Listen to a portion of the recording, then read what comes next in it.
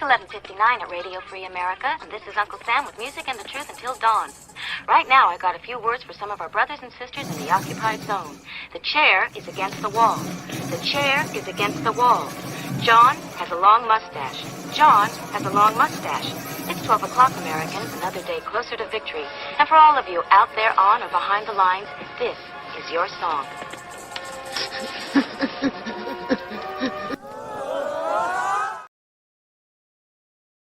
GearWebsites.com is your source for firearms-based playing cards and books. We also have mugs, shirts, and posters with designs that we've made live. Of course, we have patches. Every Friday is Free Patch Friday. We appreciate your support. Thank you for shopping at GearWebsites.com.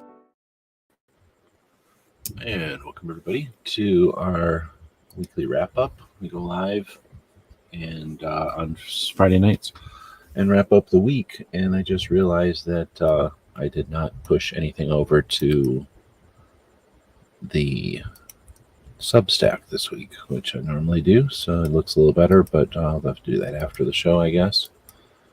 We'll screen share the ugly, unformatted YouTube video description, which is our fallback. Oops, if I can figure out how to do things. That's the button I'm looking to click. All right, so if I can zoom in over here, I'll probably do it this way. Say hey to Gunpowder Beauty out there. Welcome. I think you're out there right now. And Gunmetal Guy to join in the show right now. And if I can drag this thing over just a little bit even more, then I can drag this over here even more, and maybe I can zoom in a little bit more. So one of the reasons I go with the Substack is because I don't have to go through all this garbage.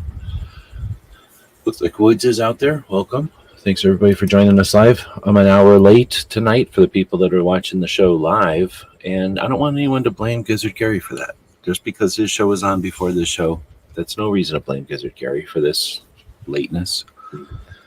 Let's see. So it looks like we got 3 people watching now. Isn't that fun? We have more people than that because there's people watching on X. The quiet watchers on X. They just judge us from over there. They don't actually participate. They just judge us and watch. Skid is out there. Welcome. All right. So we've got this is episode 1835, and we get together on Friday nights to wrap up what happened and focus on 2A throughout the week. And I don't think there was really a heck of a lot going on this week. Of course, there was a presidential debate. I think it's the only one we're going to see.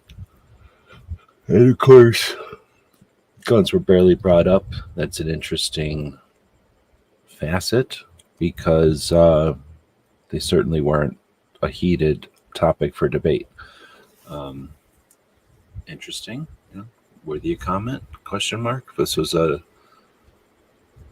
dialogue show, I think that's worth having some conversation about. But I'll just mention it quickly here at the beginning, and then we'll move on. Like I said, it's episode 1835, 1,835 episodes of this show. Then we take this data that we're going to be looking at, the stuff that we've accumulated and posted in the description of this video. We push this over to normally our Substack, and that's what we watch on the show normally. We move it over to a Patreon, and we put a lot of it in the the podcast descriptions.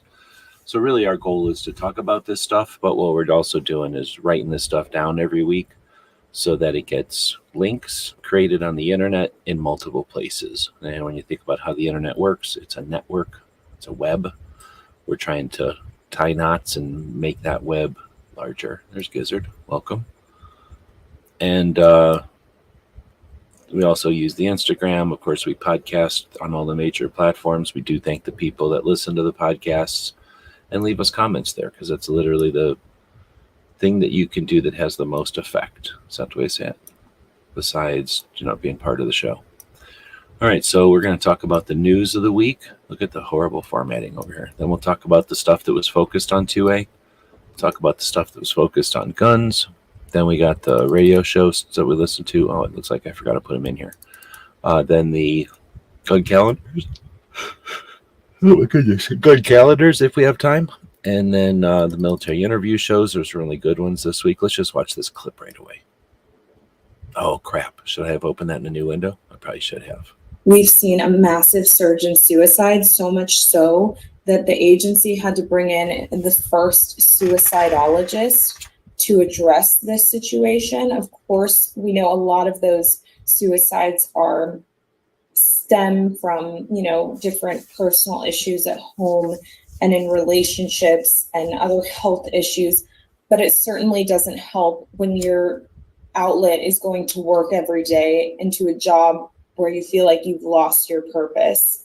That certainly takes its toll, and we've seen a massive surge. So she's talking about the Border Patrol, and when we talk about gun deaths, of course, 2 out of every 3 are with a firearm. They use those deaths with a firearm. What is gun deaths? Of course, 2 out of every 3 are with a firearm. So they use those deaths with a firearm. Oh my goodness! I could do some kind of an audio thing like that. Gun deaths, of course, 2 out of every 3. I could do some kind of an audio thing like that. I could do some kind of an audio thing like that. Some kind of audio thing like that. Some kind of an audio thing like that. Gun deaths, of course, 2 out of every 3. I could do some kind of an audio thing like that. Use those kind of an audio thing like that. Some kind of audio thing like that. Some kind of an audio thing like that. Other shows wouldn't waste like a half an hour doing that, but I don't mind. So you're welcome. Anyhow, so that's talking about the Border Patrol and talking about suicide. I suppose I should be more somber about that. But that's an interesting point. The antis are going to use those deaths, of course. And are they creating the stress? Sounds like it. Let's keep moving. That was the military interview shows, and there we go. And then, of course, there's some other ones we're going to talk about tonight. And then we did some stuff this week, too. And a little flashback from the past or something we got down there at the bottom as well. So that's the show. Let's get into it. Thanks again to everybody that's joining us. I've got the windows open kind of goofy, so I'll keep covering up my text chat over here. So say hey again to Gunpowder Beauty joining us. Gizzard is out there. Skid. Gunmetal Guy. Welcome. Clover is quirking me. How can Clover be on in the middle of the night? He's not even allowed to be up this late because of his reasons. Stress is the obvious after effect when you handcuff someone from doing their job effectively.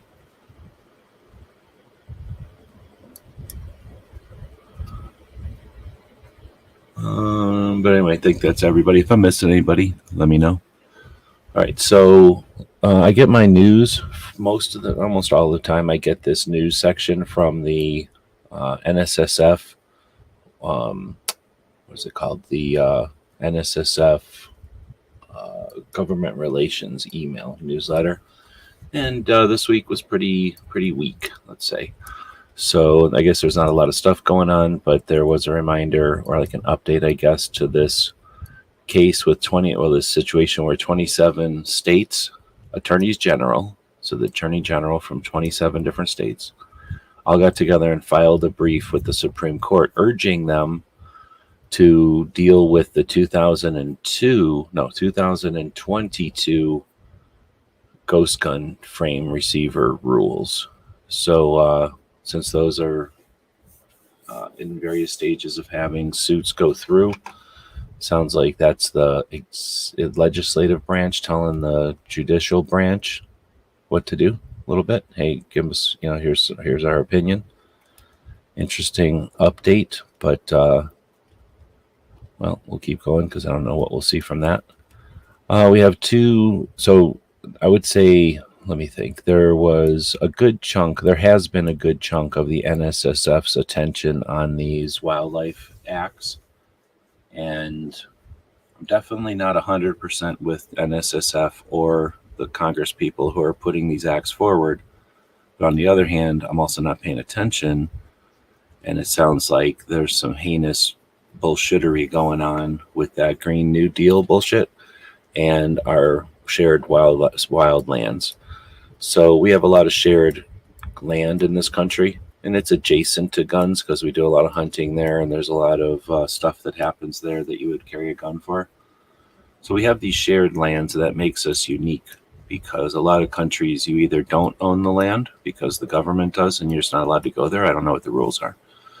Or there just doesn't exist. Think of Texas. There's not a lot of government land in Texas, not a lot of private or public land in Texas. It's pretty much all owned. And it just makes it for a different scene, right? A different vibe. So we've got these parks, we've got these forests, we've got these wilderness areas, quite a few different things that have been created over the years to give the government chunks of the land, that we share. And how we use those shared resources has always been an issue, like literally always been an issue. So it's a unique facet to the United States. A lot of people from all around the world come here because they get to see North American raw wilderness. Canada only has 5% of their old growth. Like Canada destroyed most of whatever they could because they don't care. They're owned by England and they don't care. Mexico, they have a lot of stuff. They just never had the forests and stuff that we have up north. But they also don't care. So they're going to do whatever they want down there. And we have these chunks of land that are protected from that, or at least regulated. And for the most part, they're regulated pretty hard, so nobody can do nothing on them, and they just kind of leave the land. And nobody really complains because city people don't care, and people out in the country have other things to do. So for the most part, nobody bothers with it over the years. Sounds like they're trying to mess with it again, or another wave of messing with it. So if you want to go look at that, go look at it. We probably need all the help we can get to keep those lands from being abused. But it's only adjacent to guns, so I'll just leave it there. I don't necessarily agree with everything NSSF does with the wildlife stuff, but I definitely don't want whatever the hell the Green New Deal is messing with our wildlife stuff either, because who knows what they're thinking is good.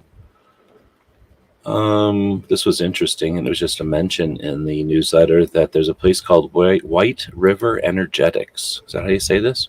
And it's a place that makes ammunition and primers. Does anybody know what that is? Anybody that's live? Anyone? $70 million investment. They're taking their 14,000 square foot facility up to they're adding 90,000 square feet. So they're going to have over 100,000 square foot of manufacturing facility for ammunition and primers in Arkansas. I forgot to say that's in Arkansas. And it said something about in order to compete and be self-sustaining from the smokeless powder thing. I don't think it's as easy as just building a building and making smokeless powder, but all right, had a sneezing fit there for some reason. Allergic to the bullshit. But yeah, that was encouraging to hear. It's good to see that we've got some firearms manufacturing infrastructure. Why am I sneezing so much? All right, I'm going to find something on my nose here. That means you're going to get a commercial, just like the fancy shows downtown. GearWebsites.com is your source for firearms-based playing cards and books. We also have mugs, shirts, and posters with designs that we've made live. Of course, we have patches. Every Friday is Free Patch Friday. We appreciate your support. Thank you for shopping at GearWebsites.com. All right, so let's see. Next, we get to the 2A talk. Wait, no, we had one more thing here. Canada, the Canadians. Are they socialists or are they Marxist? I don't know what they are. But the Canadian gun control group called PolyRemembers. So do you think that's Polytech, or do you think that's some victim called Poly? Is threatening to withdraw support from Canadians, what's-his-face, forced confiscation of modern sporting rifles. So I guess I haven't been paying attention. Sorry, Bob. Bob is the original co-host of this show, and he's Canadian. And I guess they are having now a debate, or has that guy already passed? Did I miss this, or am I forgetting it? That's one of the ways they get us, by having so much news constantly, this constant stream of little shit that we deal with on a daily, that it's hard to keep a long-term memory of things. But if they're confiscating modern sporting rifles, evidently this other group is upset about that because they're buybacking them. They're giving them the old buyback. And when you give them the old buyback, that means gun owners get money. And this group is upset that gun owners would be getting money for their guns because then they're just going to buy more guns. So it's not that they care that they're confiscating the guns. They just want them to actually be confiscated. So when you get anti-gunners a little bit, not only will they take a mile, they'll complain about how fast and what, in what way they're taking the guns from you. So that's fun. That's just happening on one side of the border. And on the other side of the border, we have the largest criminal organizations the world's ever seen that were created by, one, the war on drugs, and two, bad policy from lots of different angles, right? So interesting times. But instead of sending money to Canada or to Mexico or anywhere else south, for the most part, we're sending it to Ukraine and Israel. So let's see, we got 2A talk coming up next. And first thing is it's Suicide Awareness Month. And that was the title of Brooke's show. Oh, you see what else sucks about this? When I do it this way, I don't get the previews of the videos. So it's much less interesting to look at visually. And I use those thumbnails from the videos to remember what half of these videos are. But this happens to be Brooke Cheney's Suicide Awareness Saturday, a project where each Saturday afternoon or evening, depending where you live, she'll set some time aside to focus on changing the playing field, to altering the, what's that called? The Overton window, in order to create awareness on how to speak comfortably and accurately and about mental health awareness and, of course, suicide prevention. We mentioned a minute ago that 2 out of every 3 deaths with a firearm is from suicide, and the only way we're going to change that is to normalize it, to get comfortable talking about it, understand if we got a broken arm or a broken leg, we give each other advice, we understand, we don't expect a person to do something, like lift something or carry something maybe. If somebody's got something going on in their head, there's no reason why we can't be comfortable talking about that. And again, the same way a custom, what's the word? Deal with their situation and accommodate their situation.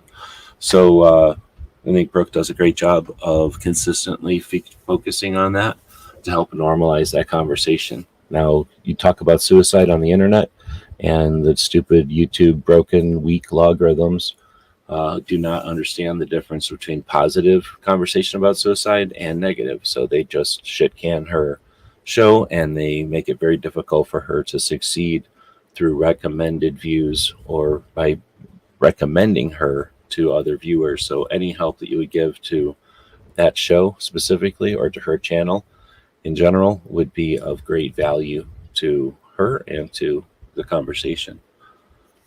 Now, she also did another video this week because she went to a thing on the 9/11, like a golf outing, and they talked about that for maybe like 6 minutes or something, worth checking out and hearing about the outing that they're planning for 2025. Let's see. I forget what this is. This is Maj being an interview with whatever you do, channel, I think. Do it for less at Harbor Freight. Just go to Harbor Freight. Everybody has a Harbor Freight by them. That's ever wondered what wild plant can provide a complete meal and was a lifesaver during tough times? Let me just fast If forward. you're on a walk, It's cattails, by the way. That's the spoiler alert. Maj Toure, welcome to So Maj was on this guy's channel. I never heard of this guy before. Dad Saves America. So that's pretty lofty since that's North America, Central America, and South America. That's a lot of saving to do, buddy. Anyway, Maj was on there. It was a pretty interesting conversation. Worth listening to for sure. I don't know if it's must listen to, but it's definitely worth listening to. Oh, I noticed Ozzy's out there. Sorry, I got my comments way behind me almost. And 223, welcome. I think I will take another quick break. For some reason, I'm sneezing a lot tonight. Why don't we take a look at this one? This is Earl Benson reporting from downtown Topeka, where Gizzard Gary is rampaging through the city. Authorities have asked the public to stay indoors. They believe he will tire soon and need a nap. Gizzard Gary can normally be seen on Foul Territory Friday nights at 7 p.m. Central. Wednesday, 8 p.m. for the channel members chat. Stay safe and give him the bird. Earl Benson signing off. I ate some enchiladas earlier, and for some reason I must have had a lot of salt in them. I can't get enough water. Let's see. We got the Maj's thing, and then next came Riding Shotgun with Charlie. Yeah, Dick Heller on. I haven't watched that one, and that one came out a couple of days ago. Then there's Pierre posting a update or another segment of his speech that he did, was kind of taken. They took the mic from him at the Massachusetts rally, so he really only got into like 2 or 3, 2.5 elements of his speech. He posted all 4 elements of the speech that he did live that night as separate videos, and then this is some like commentary, I suppose you'd say, after the end. I think these are all just clips from that live show that he did on the night of the rally, though. But interesting, again, because they took his mic away literally at the rally, the 2A rally. They take a dude's mic away, tell him to get out of there. And from what Toby said, it was really just 2 people. So I'm still convinced that those are just 2 assholes or 2 plants, agent provocateurs who saw an opportunity to trip up Pierre and then understood that the event people didn't have any experience or ability, so they kicked him off rather than kick them out of the audience. And it's a shame because his message is valid, and it's just got caught up in that bullshit, either intentional or unintentional misunderstanding. So it's great to see that Pierre is willing to still get his position out there. Again, it's super valid. If we used back in the day, we didn't just have people tell you what the Second Amendment was all about. There was like live shows that people participated in, and like panels of people got together and had actual conversations. They didn't, no one thought we were changing the world, or that somehow, all the leaders were going to see our conversations. But I can definitely tell you that people got a lot more comfortable hearing and having conversations about guns, and we were a lot more effective than it seems folks are now at actually having, actual back and forth conversations with folks. But, we go through things, and we'll see what happens. But otherwise, we have the next thing on here: addressing its high number of guns, not mental illness, that drives U.S. gun deaths. What is this? Dang it, I got to remember to start. If you look at any... Oh, that's Walk Talk America did a chat about this. They did it was a pretty good one. I mean, I've liked most of it. If you look at any... Oh, that's Walk Talk America did a chat about... Come on. So I've been liking most of their stuff that they've been doing lately, the live stuff. But that's an especially good one, at least as far as... like the topic or the title says, mental health versus guns. Essentially, the antis try to dismiss the idea of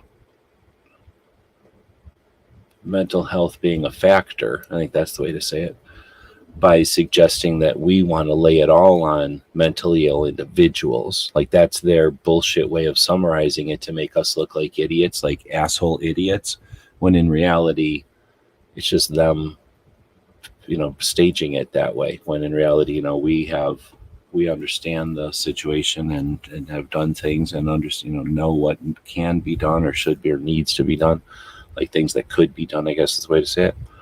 So this is a good conversation on that. All right, now we're going to get into the gun talk. Wait a minute, what did I miss? I missed a bunch of stuff here. Oh no, I guess I stuck it down later. Hold on.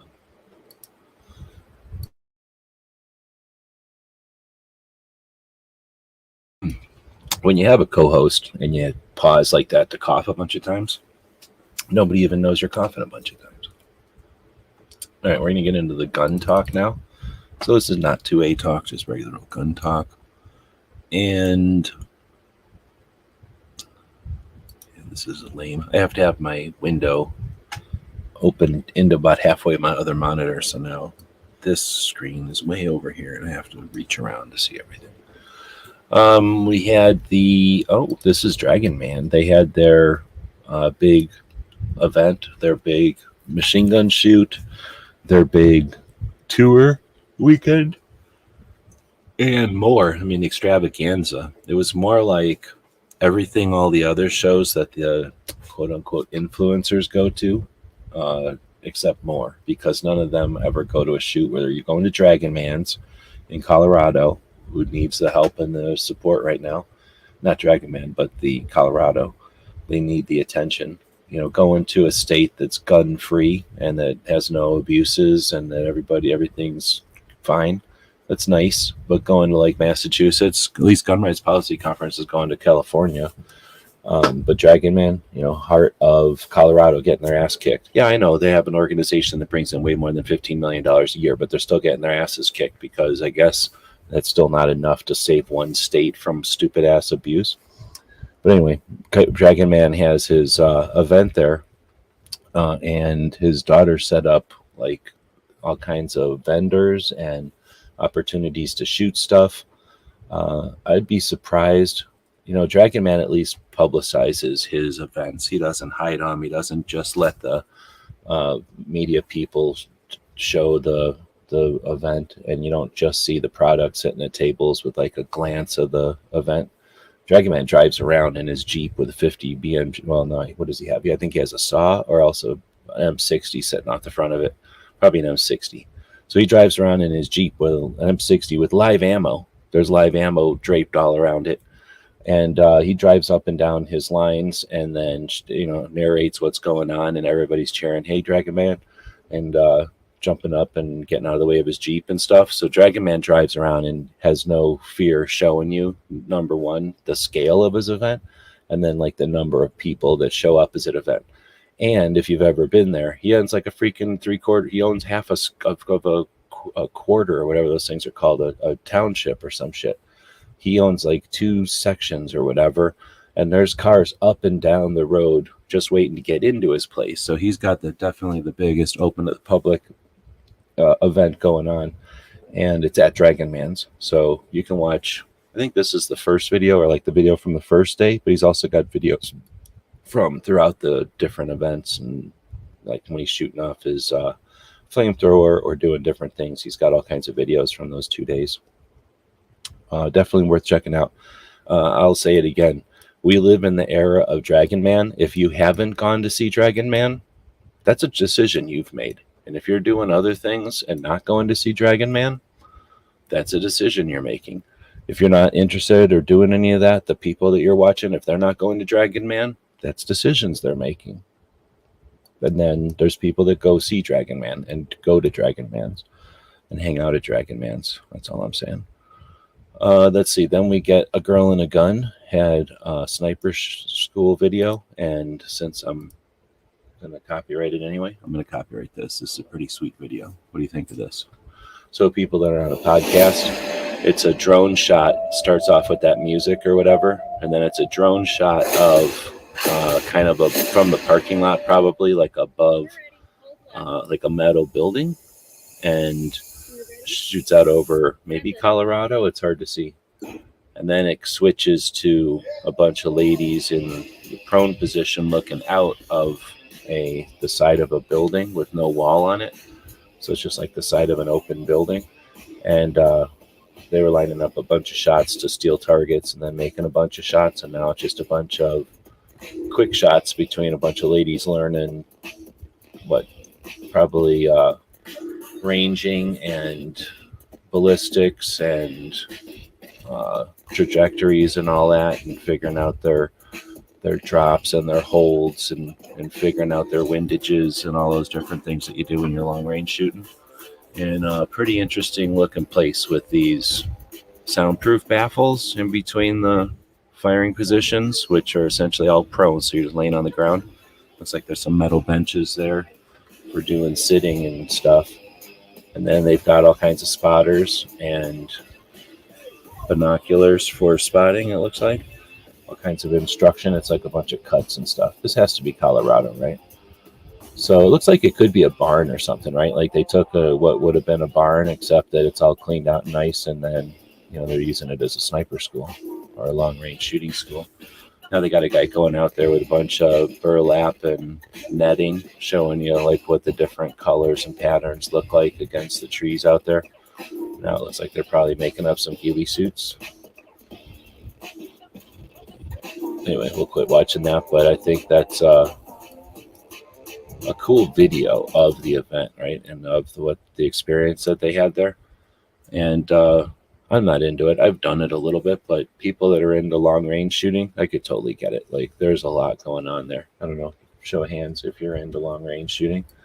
I enjoy accurate shooting, but I don't need to go all long range and pay a bunch of money. I understand what all that is. I've pulled some triggers on some really nice guns, but it's like a Lamborghini or something. I don't need to own one to understand that they're neat.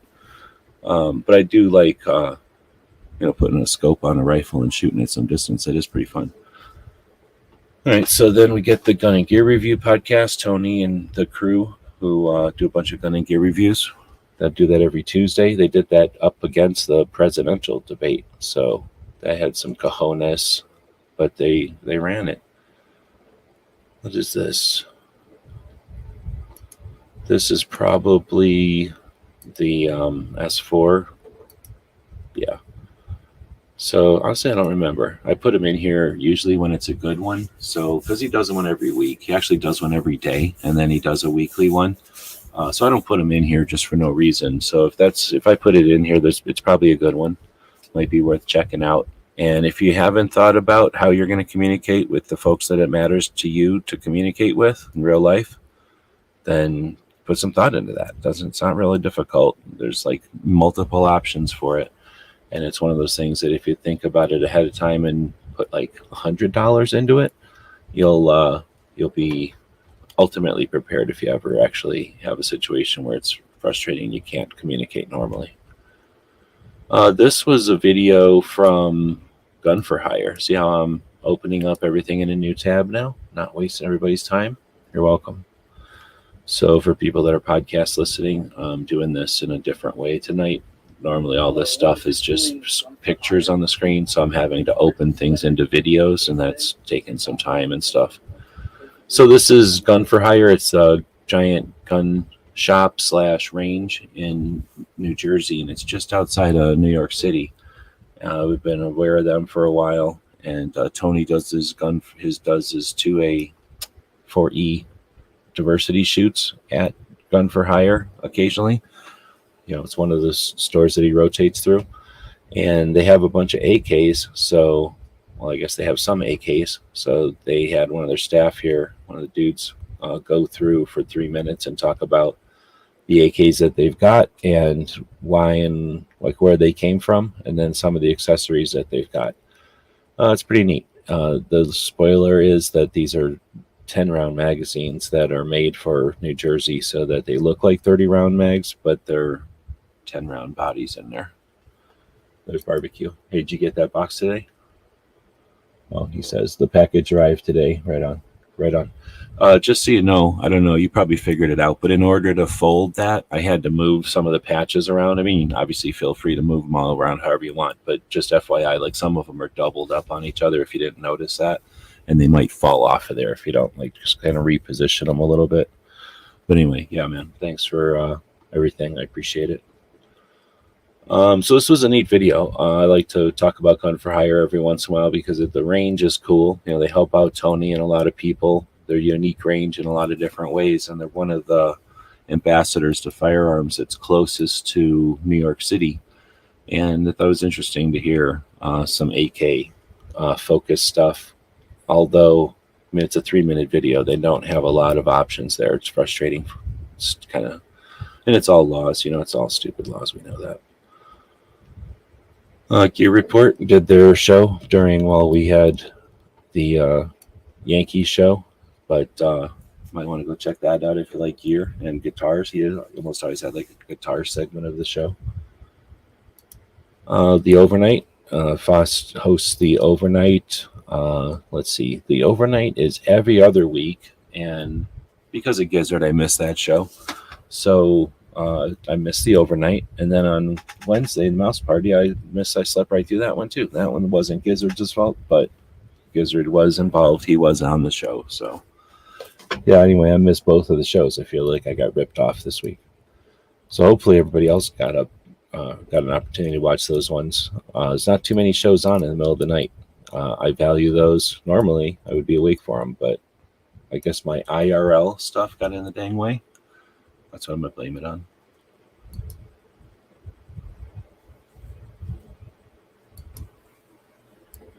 Good. Let's see. So, then let's see. This one is from my friend Rob, who we looked at his German stuff last week. Infantry weapon postcards, number 41. Egyptian Mahdi missile rifles of the Balkan country. So last week we were checking out the German ones, and German and Egyptians, they don't look all that much different because they're both kind of look like Russians. But the Egyptians have these crutch style stocks on them, which are, I like the triangle side folders of the triangle wire side folders of the Germans. These are better for like two reasons, mainly the little lever, and they look cooler. But these were impossible to get for a long time. 140. Well, back in the day when things were cheap, they were $140 stocks, and you could get a whole rifle for $140. So it was super expensive. And then there's been times where they were just all over the place, and nobody even gave them a second shit. And anyway, Rob goes through. These are a little bit different. This is like a pretty short video. It's only like 4 minutes long. He essentially has a couple of sample guns that he uses. What he doesn't talk about in here is that another reason the Mahdis are some of the most amazing AKs is because that's what the Red Dawn AKs were made out of. So he doesn't really touch on that here, but that doesn't mean he won't. So anyway, great video if you are interested in AKs. It's like reading one of the AK-47 books that are out there, except it's like an audiobook version of it because he just says stuff. You know, he tells you all the things that are interesting. And then Matt and me and Yankee get together every couple of weeks and do the Left to Center show over on Yankee's channel. And we all got together this time. It was pretty good. Oh, I think we were bitching about the debates and stuff. The radio shows, I almost always have Toby's show in here. I guess I didn't put it in here this week, but Toby goes live on Sundays on a radio show in Massachusetts. Then on Tuesdays, he goes live to join Grace Curley for the 2A Tuesday segment of her show. And then on Wednesday, he records his show. And this Wednesday, he had Pierre on from Massachusetts, the guy who had the issue with the promoters of that rally. And they tried to have a conversation about Pierre's speech, and it got derailed into a whole thing. So I give it to Toby for being willing to have the conversation. And it's not always,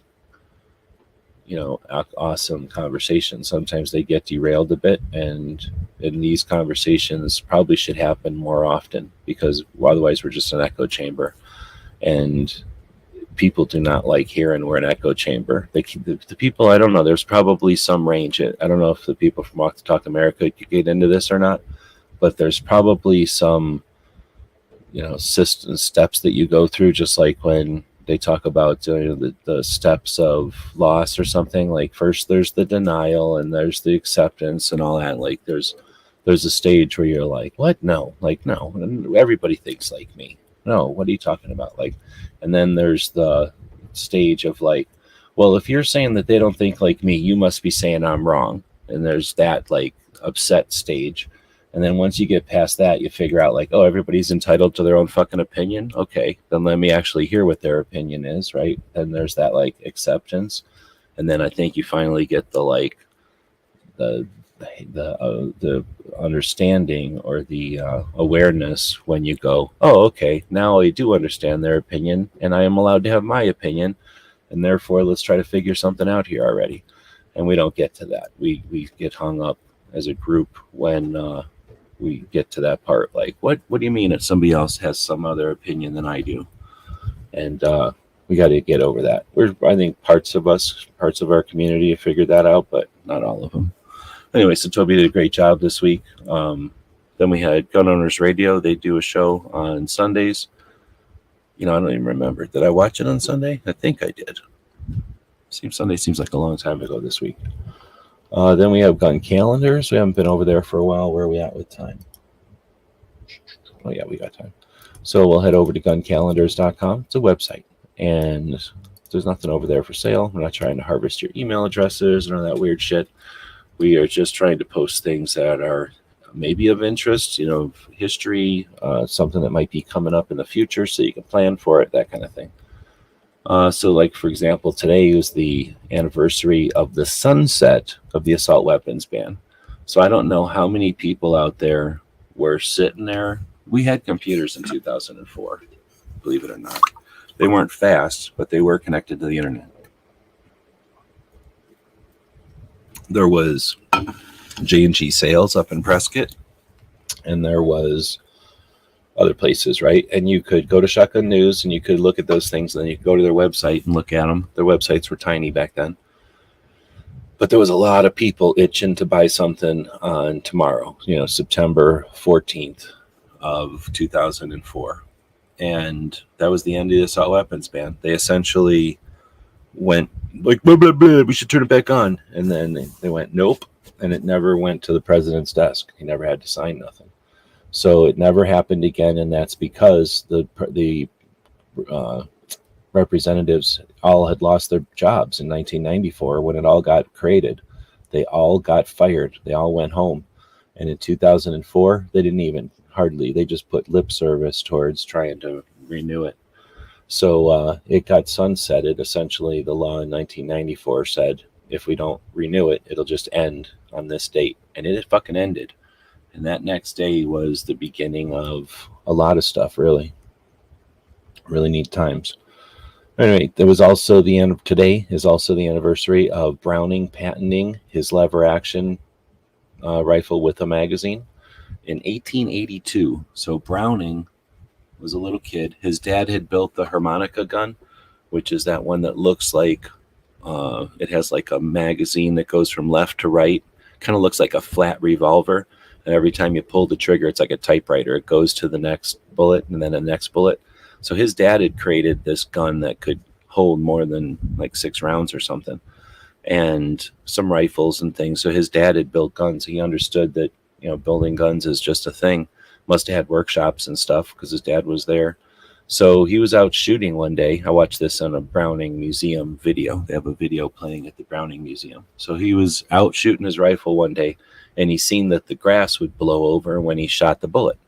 And he thought about it, and he was like, well, all that gas, all that energy is blowing out the end of the bullet. What if I harness that energy? And that's where his first invention was a lever action gizmo that was called a paddle gun or something. And it had like essentially like a little flap that would physically flip when the gas hit it and kind of chamber around. And then he figured out that could be a lever gun. So he created the lever gun. And then soon after that, he created full auto. And then somewhere after that, he created semi-auto. So one dude took us from single shot guns to lever actions to semi-autos, well, to full autos, and then to semi-autos. And he did a bunch of other things along the way, and he made all kinds of versions of that. But that one dude did all that shit. And today is the anniversary of him doing his lever action with the magazine. Let's see. Tomorrow is the anniversary of the application on the first semi-automatic pistol back in 1895. His first automatic pistol. I'm sure somebody in Europe probably came up with some other thing. Let's see. And then we have tomorrow the anniversary of constitutional carry in Missouri from 2016. So a lot of us were, thriving on the internet when Missouri got their constitutional carry. So when you look at some of these dates, think about, where were you in 2016? Were you paying attention to gun stuff? Were you like in the online conversations? There was a bunch of us that, from 2000 and probably 10, when YouTube started really getting cooking, And then in mid 2010, they gave us live ability. From 2010 until now, there's been, various volumes, various levels, various intensities or whatever of online communities. And we watched like the concealed carries happen, like literally almost all of them, like almost all of the states going, not concealed carry. Well, so first we did see concealed carry. We all sat around watching Illinois get concealed carry. It was amazing. They were the last state to get concealed carry. And then all of a sudden, boom, constitutional carry, boom, boom, boom. All 26 states with constitutional, well, pretty much like 20 something of the states with constitutional carry, all happened with YouTube paying attention. In hopefully you were doing it in more than just comment sections, but in online conversations and in people that get together and organizations that used YouTube as their hubs. But anyway, so we got to see a lot of this stuff happen. So I was literally writing a lot of this stuff down into the calendar as it was happening. Not all of it. Some of it was, after the fact. But a lot of this that's when we created the calendar, because so much stuff was happening. I wanted people to know about our past, because if you don't know our past, then what do they say? But also as the stuff was happening, it was like, yeah, let's write this stuff down. Let's start documenting this. This is Hispanic Heritage Month. So I don't know why the first day is the 15th. Maybe that's a week. But whatever. So Hispanic Heritage Month. Let's see. Then we have Constitution Day on September 17th. I guess the federal observance that recognizes the adoption of the United States Constitution. We have the Air Force Birthday, which is next Wednesday, the 18th, which is also the Air National Guard's birthday. Interesting. Didn't know that. Or I guess I did because I put it in here, but I don't remember that. 19th, a lot of people who are disillusioned, a lot of people that are crying out for help will celebrate 9/19 Day. Then you have Nambu coming in on the 22nd. It's the anniversary of his birth back in 1861. He was one of the Japanese, what is Nambu? Rifle? I can't remember right now. Did he make a rifle or did he make a, yeah, he made rifles. Then we got the Gun Rights Policy Conference coming up next weekend, the 27th and 28th. The Gun Rights Policy Conference happens on Friday night and then Saturday and then Sunday. And they're constantly clipping off pieces of the end of Sunday for some reason. You're already there. You might as well make Sunday a full day. Like, why not? It seems stupid to be there for one day, really, and then a little trickle. A lot of people don't even show up on Sunday. But anyway, on Friday, it's really just an evening event. People get there on Friday and then have this like get together with like hors d'oeuvres, I guess, are free, and then you have to pay for drinks, I think. I never drink, but there's a bunch of people that drink at the Gun Rights Policy Conference, and they get together and start drinking on Friday, and then AmCon started happening back in 2016 in Dallas. No, 17 in Dallas. So then we had one in 18 in Chicago. Then in 19, I think it was in Phoenix. And then in 20, did it go back to Dallas? And then in 21, it was back here in Arizona, I think. And then it went to somewhere. And then it was back here in Arizona. Like, I think I've been to quite a few of them.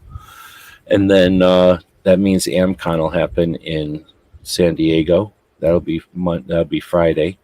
If you're going to Gun Rights Policy Conference and you are interested in the creation of content, or if you are creating content, then going to AmCon is supposed to be a workshop to learn that stuff. And if you've never been before, it's probably good.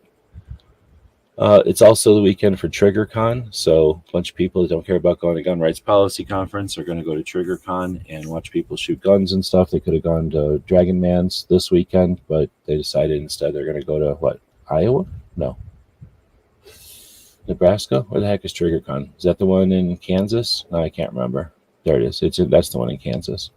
So, unfortunately, I don't think Gizzard's going. He's getting the shaft this year, but that's unfortunate. But sounds like people are enjoying that one. To get together and a shoot out in the middle of Kansas. Let's see. Arizona started CCW in bars in 2009, and a year later we got constitutional carry. So that was our nibble. That was our step, our slippery slope. As back in 2009, the Arizona the Arizona Citizens Defense League was about 8 years old, and they had been emboldened. They had had plenty of successes with the Dog Ate My CCW bill, where you didn't have to carry your CCW around anymore. It was not necessary. Once you had your CCW, you might as well just leave it at home. And that was successful. Then they said, well, you know what? In Vegas, you can literally drink and carry. So why don't we say you can go into a bar in Arizona as long as you don't drink? And that's what a lot of states do, is they say you can carry in a bar, you just can't drink. Not all of them, but most of them. In Arizona said, yeah, let's try that in 2009. And that was enough to ease people into the idea of constitutional carry in July of 2010. State number 3, you're welcome. And then every other state started saying, hey, let's do what Arizona did. There was no blood in the streets there. Let's see. We also have the anniversary of the domestic violence offender gun ban, the Lodberg Amendment, which is essentially the domestic violence misdemeanor addition to the 4473. So originally the 4473 was you have to be a good person and you can't be a felon. And then in 1997 they said, well, a felon or a misdemeanor.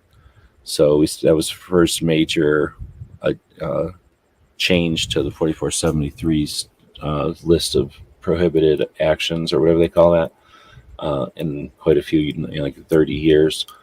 In 1997, nobody gave it a passing glance. It seemed like a good idea, sounded like a good plan, so nobody was there to champion. I mean, Gun Owners of America was there. I mean, I guess they didn't compromise. And Second Amendment Foundation was there. There was nothing to write a lawsuit about, I guess. But, it wasn't cool back in 1997 to do this shit. Back then, it was cool to let the NRA do everything and then just make money saying you're not the NRA, I guess. But whatever, we're not supposed to act like certain things that happen to us, should have been defended against back then. We got Blade Show West coming up. That's going to be in, that's already October.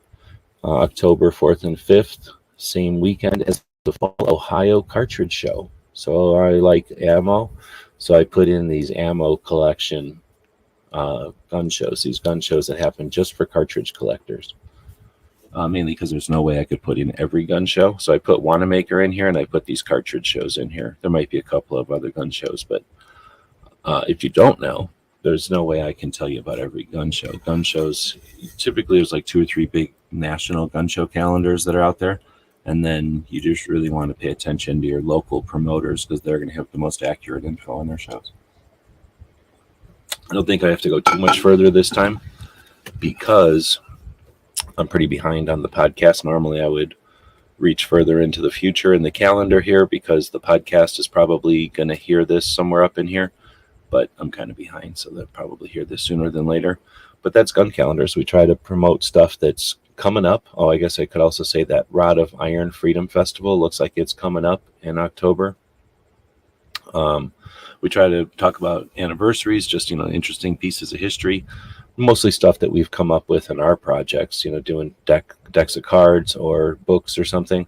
I put all the interesting little tidbits into the calendar whenever I can. Again, thanks to our Patreons, the people that give me the time to do that. I wouldn't be able to, take time to do that kind of stuff without their help.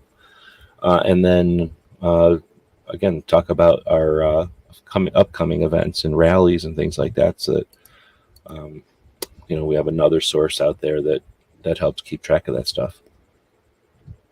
All right. Guns Water saying Nambu made both rifles and pistols. Thanks. I was thinking of the Arasaka, actually. So, yeah, the Nambu is the little pistol, right? They also have a revolver. Am I crazy? But I'm also got Nambu because of Star Wars. I got the planet Nambu or whatever in my head, too. So, all right. So, next, I think I'm going to play another quick commercial here so I can guzzle some more of this water. Thanks to Foss for making these for us. Sir, Why are you in Barry's fishing net? He ran right into it. Get your stinking paws off me, you damn dirty apes! First off, that is incredibly rude. You ran straight into Barry's fishing net. It's ruined. How is Barry gonna fish now? I'm just trying to find some patches and some stickers. Well, all you have to do is go to gearwebsites.com and you can find 2A related stickers and patches. And even if you need web consulting, technology consulting, 3D printing, anything like that, gearwebsites.com. Now please get out of the net. I'm sorry, jerk. All right, so next up we'll talk about some of these military interview shows. So this first one, we already played this, but I'm going to play it again, was, it's Ironclad, but what do they call it? Borderlands? There's like 6 shows on Ironclad now. So Borderlands is the show. They were talking to this journalist, Jeannie? I forget her name. Or I don't know how to say Jeannie, I guess. And they're talking about the Trandi Argua, which is the Venezuelan gang who comes from Argua, and the Border Patrol specifically having to deal with them, among other things. But here's talking about our Border Patrol. Oh, I clicked on it wrong. Dang it. Now what did I do? I muted it. The agency had to bring in the first suicidologist to address this situation. Of course, we know a lot of those suicides stem from, different personal issues at home and in relationships and other health issues, but it certainly doesn't help when your outlet is going to work every day into a job where you feel like you've lost your purpose. That certainly takes its toll and we've seen a massive surge in suicides, so much so that the agency had to bring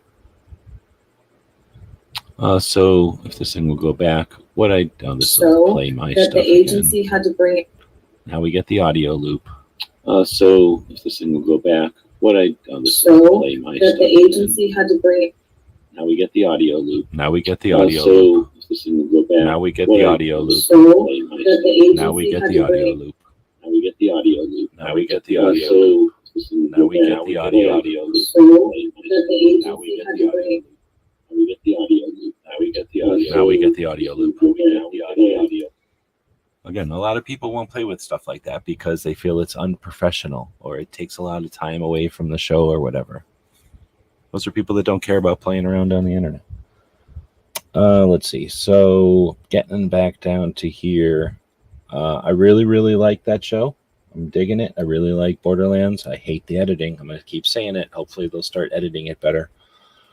Let's see. This one is another one on there. So there's Ironclad, and I think it might just be Ironclad. I forget the name of the main show, but this is the main show. And they were talking about traffic. Wait, is this the one? I think this is. Let me open it up. See how I'm opening it in a new tab? That's smarter.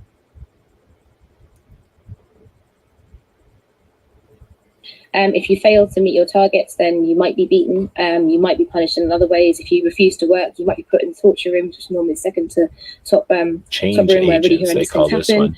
one. So essentially that couple went to, I forget, Cambodia or somewhere, and started to, I forget what illegal activity they were following, and they ended up with this multi-story building in the middle of a jungle, giant building, and like an office building, and very few windows, I guess. And it turns out that they steal or they kidnap people. They bring them in, lure them in with jobs. They find people that are qualified to do what they need, lure them in with jobs, and then at the airport they literally kidnap them. And then they'll either what's that called when like indenture them, where we're bringing you from your country and it's going to cost you $3,000 and you'll get this job, but the job only pays you $2,000, so you're always in debt. And these people don't leave the building; they live in there, and they're literally held captive. So it's a chunk of the human trafficking that people hear about. It's not all sex slaves; some of it is this. And essentially, these are people that are doing phone scams. It's versions of you get a text out of nowhere, and it's somebody saying, "Hey, I left that pony tied up around the tree like you said," and you go, "Whoa, hold on, that's not my pony. Like, I hope that pony don't get hurt." And then it turns out they got you, and now they're going to start talking to you, and, "Oh, do you like ponies?" and blah blah blah. And then 6 weeks later, 6 months later, 6 minutes later, they're asking you to do some kind of $10,000 transfer or something. So it's all some kind of crazy elaborate scams, and some of them are phone scams, but most of them are text messaging scams.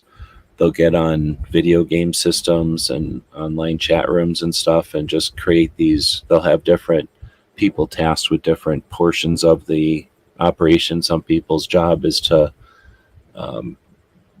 do the introductions. They'll have attractive girls, probably attractive guys that will have to like sit there in front of the camera and be the person. They'll be the one everybody thinks they're talking to, but they're given a script to talk about for that specific person. And then once that's established, then they take them to the people who manipulate the money out of the person or facilitate getting the money out of the person. So it's an elaborate thing, and I guess it's kickbacks to the countries that host them. So it's very difficult to root them out. And once somebody doesn't work well enough in one of these buildings, they'll just beat the crap out of them and take them to a different set of people to do a different scam. It sounds like a pretty elaborate thing. I know, who would leave a pony like that? And that's how they get you, because you're concerned about somebody leaving that pony like that. Anyway, I thought this one was interesting, and I thought, I don't seek out information about human trafficking, but I had no idea that this was actually an element of it. This is a conversation on, which one was this one? I don't think I've listened to this. Is this, it's a combat story. Villages. So I haven't listened to this one yet. It's been a busy week.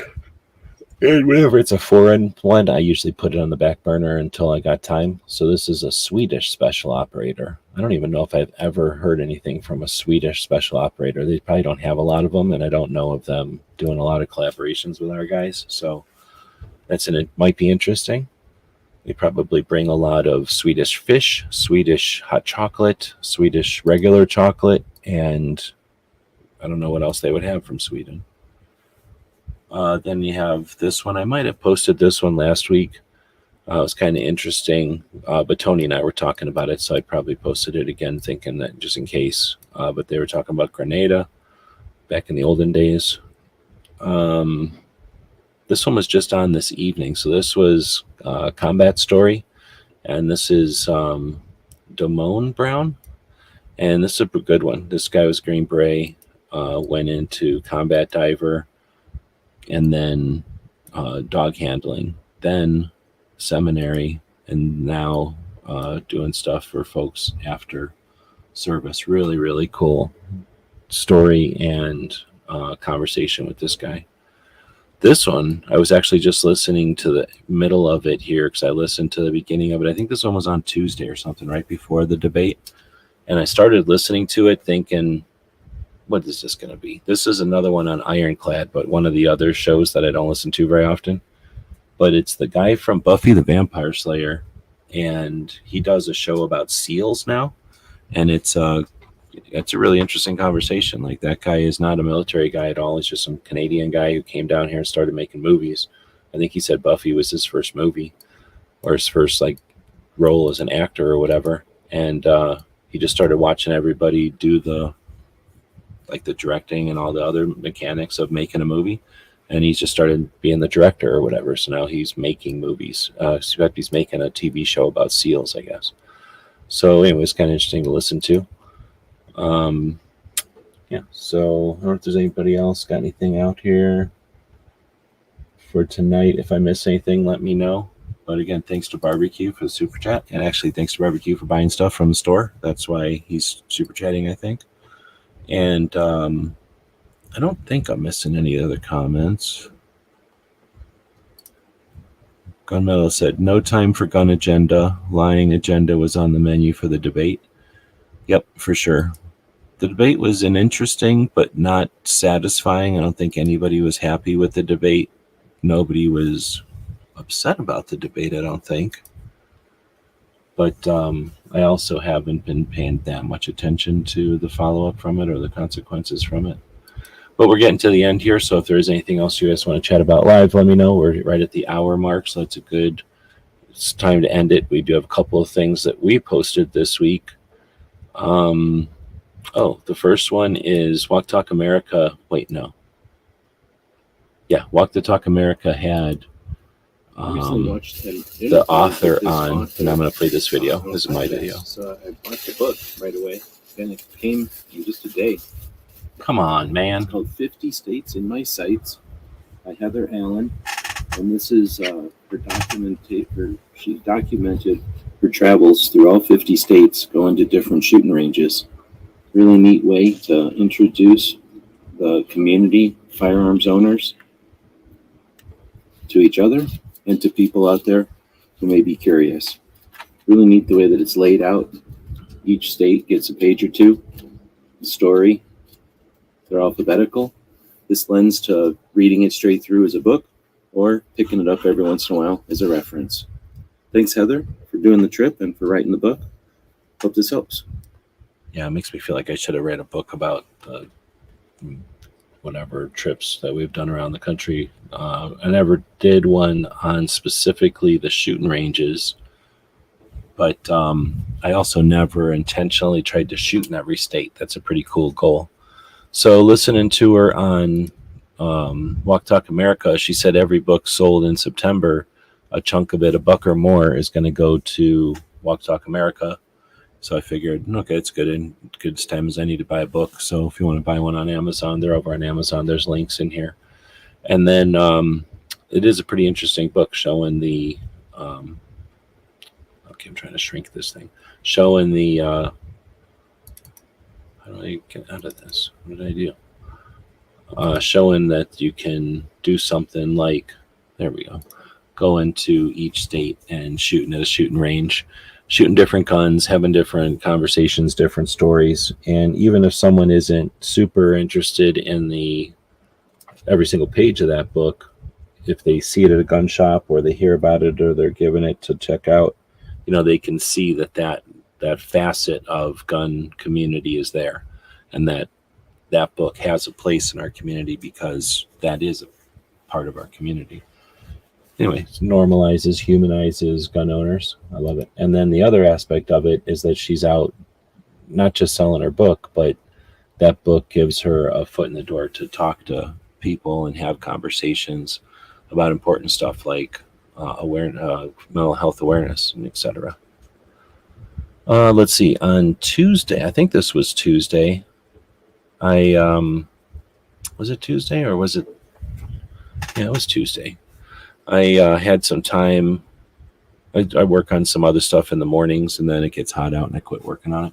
So I had some time to work on YouTube stuff and decided to go live to try to get back into the habit of a Tuesday show and get some feedback from folks. Normally I like to do my shows in the middle of the night for lots of reasons, but I've been experimenting with doing some shows in the daytime on Tuesdays before Grace Curley, or before the 2A Tuesday segment of Grace Curley with Keep Gunworks. So I was doing the workshops and stuff, but I also have been neglecting the Instagram thing, going through and looking at what people are doing on Instagram and kind of crossing the streams with Instagram and YouTube. And now with X, I mean, I don't want to act like there's a lot of good stuff going on X, but there's the potential of a lot of good stuff going on X.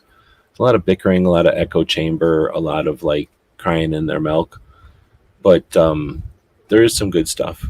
There's some channels that I watch on there that are really good with history and perspective on where we're at, and like a practical or a reality check to the community, which we need occasionally, without being sarcastic or gotcha or told you so, which nobody ever fucking needs. Anyway, so that was the 2A on IG, and I think it only lasted like 10-15 minutes because I barely wanted to cram it in there before Toby started, and he started on time, so I didn't have a lot of time there. Oh, there's Clover. He said I played with the X spaces earlier tonight. really want to start one up with somebody else and actually talk, see if it gets traffic. X Spaces. Is that a live thing on X, you mean? It's like different than just being live on X? Because I get, like right now we've got, let me see if I can jam this over here. StreamYard sucks. They're going to start charging us like double the money, so I won't be on StreamYard very much longer. But StreamYard will tell us how many people are, how many people are on the one YouTube channel, the other YouTube channel, and then X. Look how many people are on X. 13 people over on X right now. Are they saying anything? Nope. They're afraid to speak. They don't like to speak. They're scared. Maybe they're just judging us. They're looking at us YouTubers and going, look at how they talk to each other and look how they comment and stuff. But it would be cool if there was a way to actually communicate with X people, because I feel like they can't all be scared to talk on the internet. Clover says, yeah, it's like a live conference where you can let the listeners talk. Oh, really? Oh, look at this. Gizzard is the one person who's over on the X who's willing to participate. And look what happens. It works. You get a little X by your name and everything. Fame and fortune of being on the internet. X doesn't show up on StreamYard, does it? Yeah. We're on X right now. Right over here. And it's, like I say, it's up on the deal here. And that's, if you're talking like this, yeah, it's just that nobody ever does anything on X. Yeah. So thanks for, that's Clover over there clicking on the X also. But StreamYard is going to charge almost double, 40-something%. And sorry, StreamYard, we don't have that many Patreons. And then the last thing is, I'll just let this go for a little bit. Let's see. Why does it say a $70 million investment? I guess that's when you don't pay attention to your copying and pasting, because that actually goes up here where this White River Energetics is doing that $70 million investment. I didn't really invest $70 million in these 380s, but let's take a look at a video from the year, I don't remember, so I'm having to wait till it pops up here. We got a pretty decent selection here, and that's thanks to the guys at Tucson Guns. Tucson Guns is a... Yeah, probably not supposed to even say that anymore. This is 14 years ago, back in 2010. Almost, almost 14 years ago. I don't know if I'm doing my math right. Took a bunch of 380 pistols and stuck them around and stuck them together here. Take a look at the weight and size of these. We're not a catalog or anything, but because we've got them here, we'll just do a quick comparison of physical characteristics. A note on that, we always weigh them. Looks empty, like I spent. And the reason for that is because we don't know what kind of ammo you're going to put in it. We could put it with a representative. So this is me doing boring ass gun reviews for no reason and putting out all this data and stuff back in 2010, back when all the other gun tubers were sitting around going, I want to be on the internet too. But that's why I have no taste for this stuff anymore. I've already done it all. But I did it all back in the day when these guns are probably all super old now. Do they even make any? Is there's Walther still a company anymore? There's that Desert Eagle, though. That's the coolest one on the table. Look at that thing. That's got 2 recoil pins, or whatever you call them, 2 recoil springs underneath of it. This is weird. North American Arms. I'm not allowed to hate it because I like their revolvers, but I don't like it. And then, is this the car? I don't know what I'm touching over there. I'm touching some stuff. What is that? Is that a car? I kind of like cars, but I don't know what that is. That might be like something else. Is that a car? That could be the car. That thing might be a Diamondback or some other company that came along and went. Look at that Kel-Tec. Everybody hates Kel-Tecs now. Back then, Kel-Tecs were the bee's knees. Another Kel-Tec. Is there any difference there? I'm probably telling you there's some difference. Like a third Kel-Tec. I'm telling you, people like Kel-Tecs back then. Everybody acts like nobody likes them. That's bullshit. And then probably Bursas or something. Oh, I started with those. No. Then I get out a ruler. Back in the olden days, we used a ruler. Yuck. I don't even like watching my old videos of this stuff. That's the kind of stuff people like watching. Oh, did I see how many videos that, or how many views that had? How many views do you get in 14 years? Of a bunch of 380s.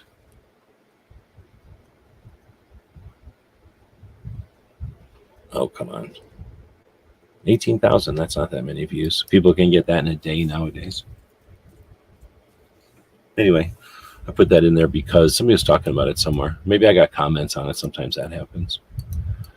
And what, did I lose the whole thing now? I did.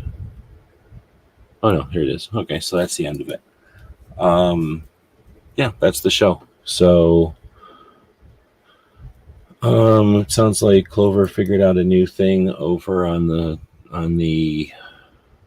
X, so we'll probably be playing with that at some point. You missed the StreamYard thing. I only know about it because of Hillbilly posted a thing about it, but he said that they told him it's going to go up to $44 a month.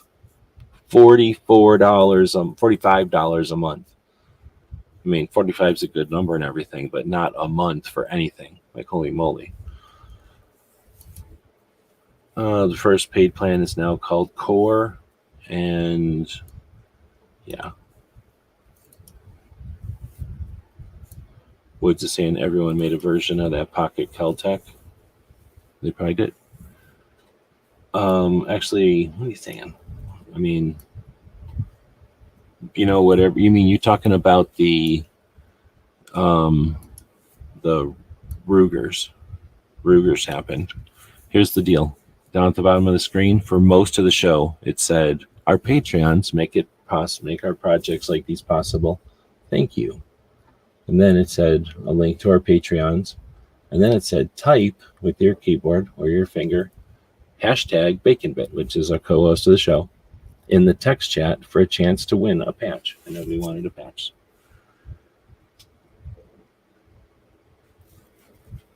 Yeah, I forgot about the Rugers. At first I was like, what are you talking about, Willis? But then you're right, the Rugers were essentially a smooth version of it. Like they just literally, they think they put a safety on it or something, like, or not a safety, a bolt hold open or something. So anyway, yeah, nobody is putting in the hashtag, so I'll just throw these patches in the garbage. Nobody wants them.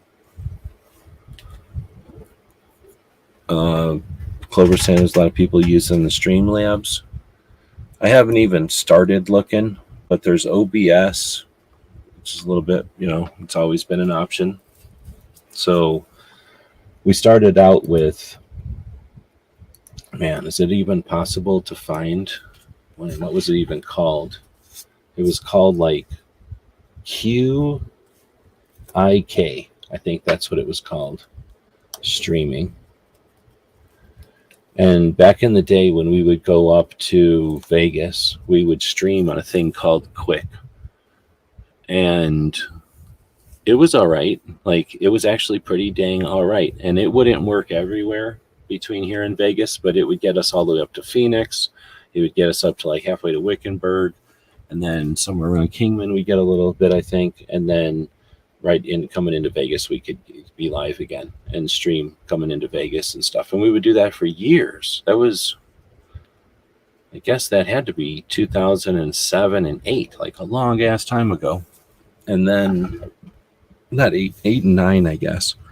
And then after Quick, which was an app on your phone, after Quick was, dang, what the heck was the name of that thing? I'll forget. I'll think of it when I'm not trying to think of it. But there was another thing that somebody was using, and then you could take the videos from it.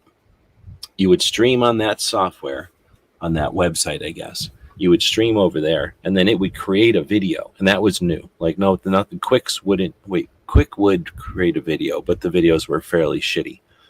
But and we didn't have nothing to do with them. We weren't going to post like a 75-minute long video on YouTube. But you could take the Blog TV. That's what it was called, right? Blog TV. There was the Blog TV days. So I forget who the prepper guy was. Some prepper guy was using Blog TV And then it's kind of like Rumble is now, but he connected it to YouTube somehow. And we were like, what? So yeah, it was called Blog TV.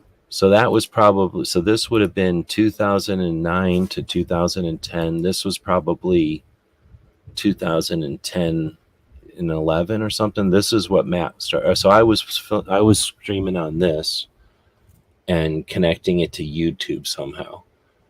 But you would stream on this and connect it to your YouTube, I think. And then I was doing a game show. I was doing a thing with cups, and people would do something, and it would drop a ball into a cup, and then they would win whatever was in that cup. And I can't remember much more than that, but it was like I had some cups and some like swag from SHOT Show or something in those cups. And then Matt came along and seen me doing that. I think he was joined it, or maybe he won something. I don't remember what really happened. It was a long ass time ago. But then he started doing Blog TV, and then that's when Yankee came around and we all started hanging out. And then it was I can't remember anymore now. It was either a Wednesday or a Thursday afternoon. I was minding my own business in YouTube, and YouTube had a new feature, and it was called, and I don't remember if I got that feature because I was like a giant channel an old channel, but I might have. And what was that called? Hangouts, I think. I don't know if anybody will have like an image or a screenshot of what Hangouts used to look like. But essentially from that Thursday or whatever, 2010, I was like, I never liked Blog TV. So I was like, fuck Blog TV. And I went to YouTube Hangouts immediately. And it took Matt a while. He took like almost a year before he stopped doing Blog TV. Because he had, I think, a bunch of people watching him on Blog TV. And then we all used Hangouts, like everyone used Hangouts until 2000 and when did we have to get rid of Hangouts? Was that like 17 or something? It was after Clover and them, so it had to be like 19 or something maybe. It was that late? Was it right before COVID? So we all had to get rid of Hangouts at some point, and that's when StreamYard came along. And it was StreamYard, there was OBS and something. So essentially, for me, it will be my 1, 2, 3, and then there's StreamYard, which is what we're in right now. And then this will be my 5th iteration. And I kind of went to OBS for a minute before I went to StreamYard, but I don't consider it long enough. I mean, I barely remember how to use OBS. So I might use OBS again. All right, well, we only got one thing, and I can't draw. I can't even click the button on one entry. Gizzard has a whole bunch of people helping him get a bunch of people to buy.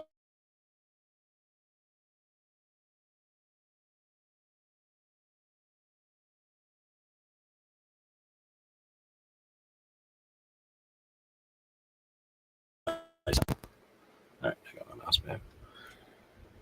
All right, now we got 2. So now we'll draw the thing. It's either going to be Clover or Woods. I owe both of them stuff, so this will work out pretty good. Either one of them, I have to send them stuff anyway. Boom. So Woods, what do you think about that Japanese chalk? Did you see that Japanese chalk I told you about?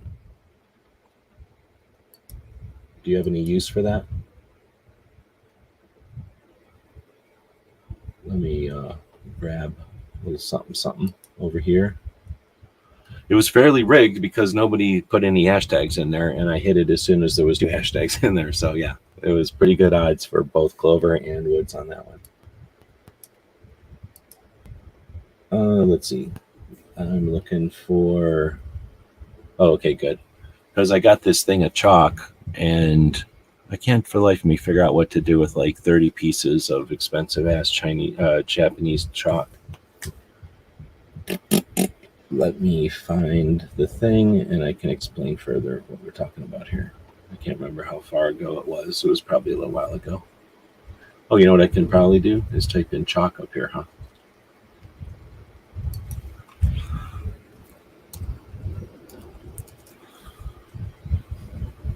Yeah, here it is.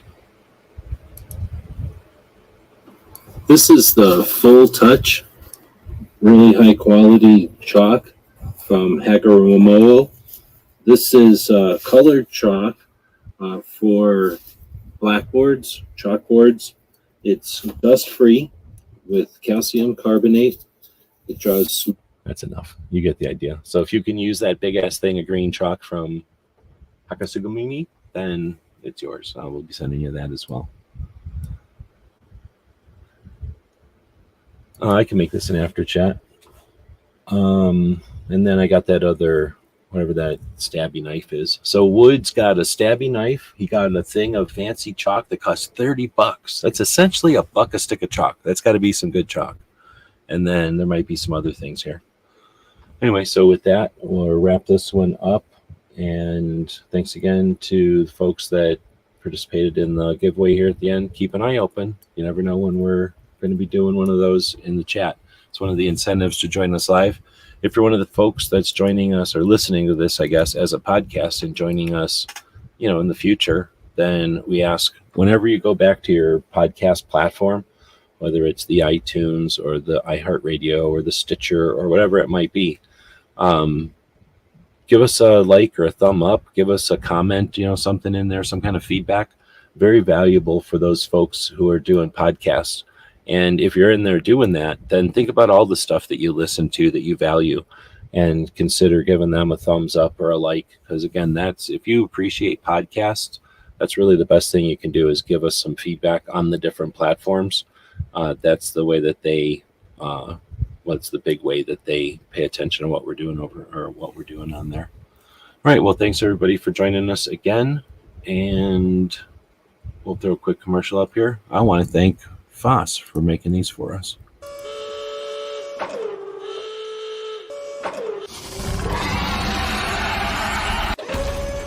Sorry to bother you, Ripley, but do you happen to know where I might find help designing a logo?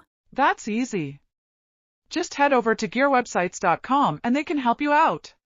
While you're there, why not check out all the wonderful 2A-related items for sale? Jimmy, put that down. Gearwebsites.com.